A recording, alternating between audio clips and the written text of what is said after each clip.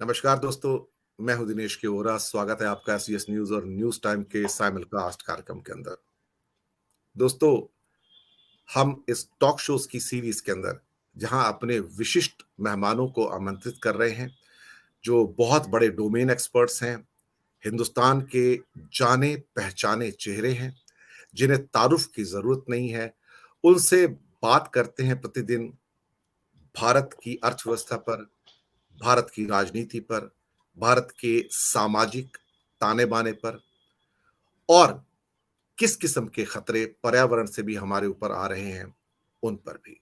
विषय बहुत सारे हैं, लेकिन हमने अपने टॉक शो के अंदर विषयों को सीमित रखा है ताकि मेहमानों की समय की बाध्यता को देखते हुए हम उन विषयों को, जो हमारे पास सीमित समय उपलब्ध है, उसके अंदर उसे हम पूर्ण कर सकें।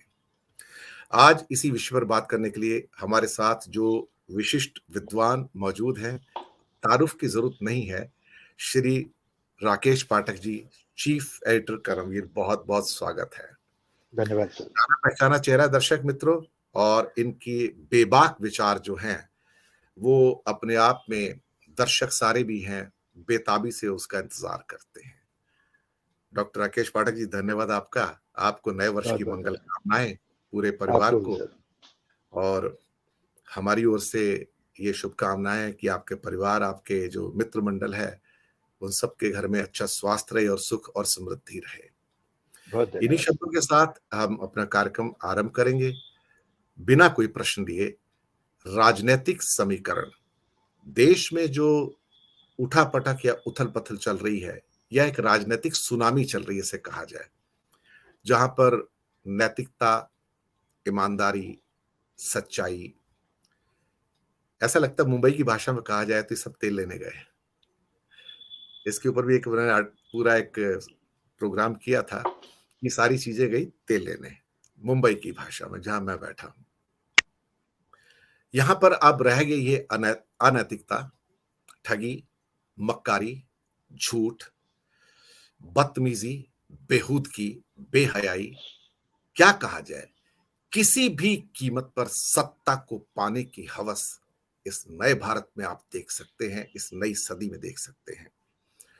संस्कृति और संस्कारों की बात करने वाला भारत या कई गुट ऐसे हैं, जब वो संस्कृति और संस्कारों के विरुद्ध जाकर कार्य करते हैं तो लज्जा आती है। राकेश जी, आपकी ऑब्जर्वेशन, आपकी टिप्पणी, आपकी सोच। बहुत बहुत धन्यवाद दिनेश जी। इस आपके बहुत महत्वपूर्ण मंच पर बातचीत के लिए आपने आमंत्रित किया।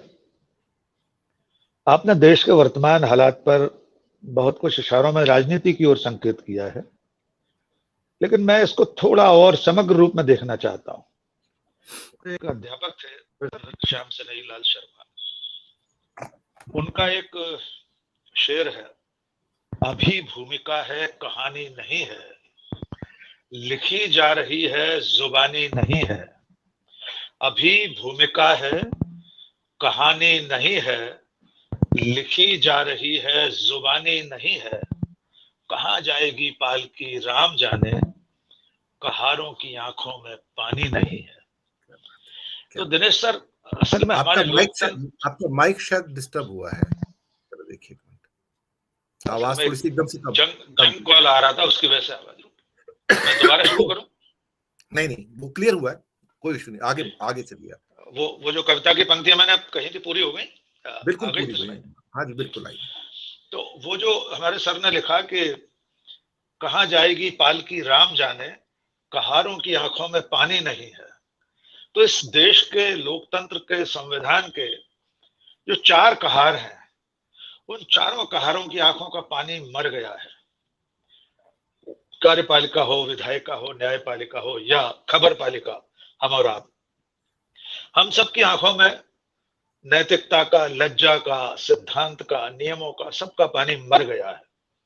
इसलिए खतरा यह है कि जो समाज की और लोकतंत्र की पालकी है, ये एक ऐसे बियाबान अराजक जंगल में छोड़ दी इन चारों कहारों ने कि इस पालकी में बैठी हुई जो जनता है, नागरिक है इस देश का, वो किंग कर्तव्य मूड है, समझ में नहीं आ रहा उसे। यद्यपि जिम्मेदार वो खुद भी है, उसी ने तो इन चारों कहारों को चुना है। उसी ने तो ये जिम्मेदारी इन लोगों को दी है और वो इनके कदम भटकने पर खामोश है।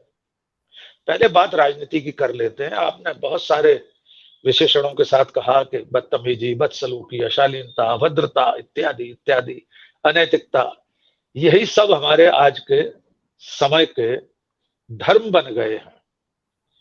और हमेशा हर युग में जब सत्ता ऐसी निरंकुश हो जाती है कि वो खुद इनकी संरक्षणदाता बन जाए, तब समाज के पास करने को कुछ नहीं बचता। 2 बार लगातार चुनाव जीतने वाली पार्टी को ऐसा लगने लगा है कि उसके लिए नियम, कायदे, कानून, परंपराएं, संवैधानिक व्यवस्था, संवैधानिक संस्थाएं, इन सब का कोई मोल नहीं है। इसलिए उसे सिर्फ चुनावी जीत ही एकमात्र लक्ष्य दिखाई देती है, भले उसके लिए साम दाम दंड भेद सबका सहारा लेना पड़े। चुनाव न जीत पाए तो दूसरे तरीकों से दल बदल करा के खरीद फरोख्त करके सरकारें बना ली जाए। ये एक अनैतिकता का दौर है।